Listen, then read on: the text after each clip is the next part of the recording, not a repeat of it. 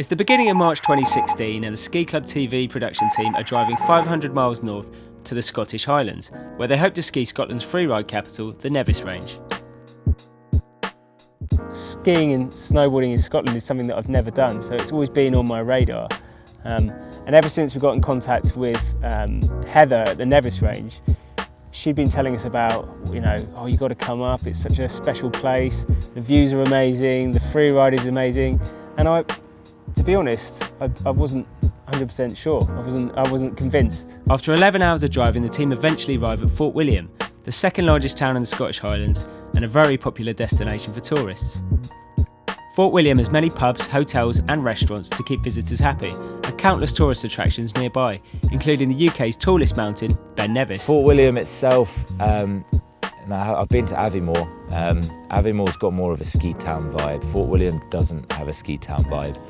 Felt a little bit perhaps tired, but then saying that, it's on a beautiful loch, the surroundings are spectacular, it's 10 minutes away from the hill, and there is accommodation everywhere. There's hotels, B&Bs. We met a guy on the gondola coming down who's got yurts in the forest. I mean, literally, it's got the widest range of accommodation that you can imagine for a ski town. From Fort William to the Nevis Range ski resort is a 10-minute drive, but if you don't have a car, the number 41 bus travels regularly between the resort and town. The ski resort sits on the north-facing slopes of Aonoch Mòr, which at 1,221 metres is the UK's 8th tallest mountain. In the depths of winter, Aonoch Mòr can be a very inhospitable place, but March and April can bring ideal ski conditions. From the car park at the base of Aonoch Mòr, the gondola takes skiers and boarders up to the resort's restaurant at the foot of the ski slopes. On the first day we met up with Will. Will's a member of the Ski Patrol, and Will showed us around the Back Corries. My name's Will Davis and I'm part of the Ski Patrol team here at Nevis Range. So day one we were pretty lucky actually. We were blessed with a sunny weather day. It was cold, it just snowed, so we headed right up to the top, hit a few of the front side runs first, which were all in really good condition, and then we dropped over to the backs. When it's good, when the Back Corries are in sort of prime conditions, visibility, the snow, I think it's mind-blowing that we have this level of terrain and sometimes snow in the UK. It's one of the things I'm most proud about, I would say, is being part of a mountain like this, which is actually in the UK.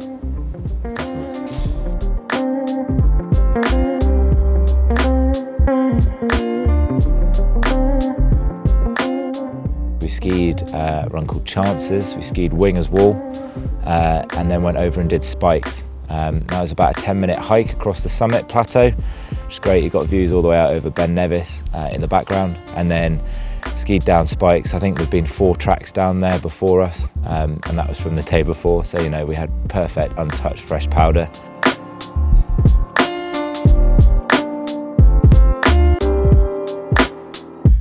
I mean, it's a serious run, had a minute of turns down a powder face, which was absolutely something that was completely unexpected. I genuinely didn't think that skiing in Scotland would be this good. Due to the Nevis Range's proximity to the Atlantic Ocean and prominence above the surrounding hills, it is often affected by extreme weather conditions and poor visibility. Aonoch Mòr has 3 large east-facing bowls that collect the snow blown from Ben Nevis and its neighbouring peaks. After strong winds and snowfall, the bowls can offer a 500-metre vertical descent with pitches as steep as 55 degrees. You said I was different right from the start. You gave me your trust and gave me your heart. With you I would fly in a special place, cruising the sky and out to space. And then karma police shut me down, stealing you without making a sound. I think of us even today, but losing you was the price I had to pay. I've tightened getting dark, need to get my mind loose. Have a little dip, slip into the right mood. The night's new, rhyme still the type to stride till it's getting light, smile and surprise you. I might do. Looking for trouble, I might find you. I might do, maybe I like you. Maybe I might. Just skied spikes. It's off the top of the summit, get all the lifts up, little 10-minute walk, and then blitz it down. Like, best run of the season for both of us by a long way. Deep powder, and now just a really short walk out in the sun. Happy days.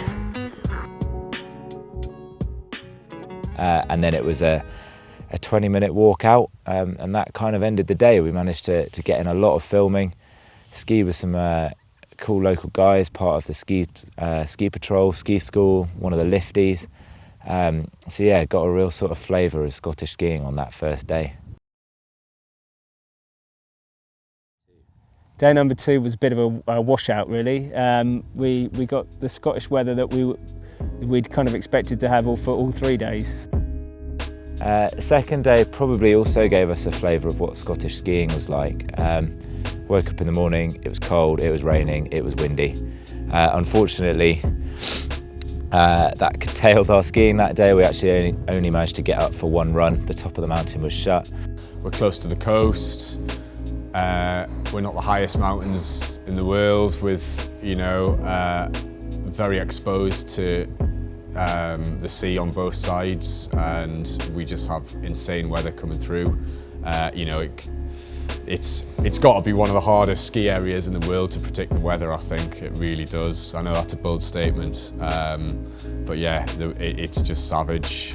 But what it did mean was that day 3 was pretty superb. They were reporting 5 centimetres of fresh snow, but it felt like more than that on the top of the mountain.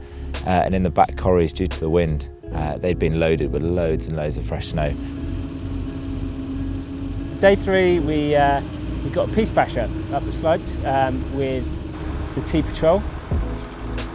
So we're just doing our plan, basically, of what we're going to do, how we're going to look after ourselves, and what we're hoping to find just for our assessment of the Back Corries. We've had a bit of everything in the last kind of 48 hours. So 2 days ago when you guys were up, we had our clear skies, kind of soft snow, almost powder day. Then yesterday it went to a really wet snowpack all the way up the mountain.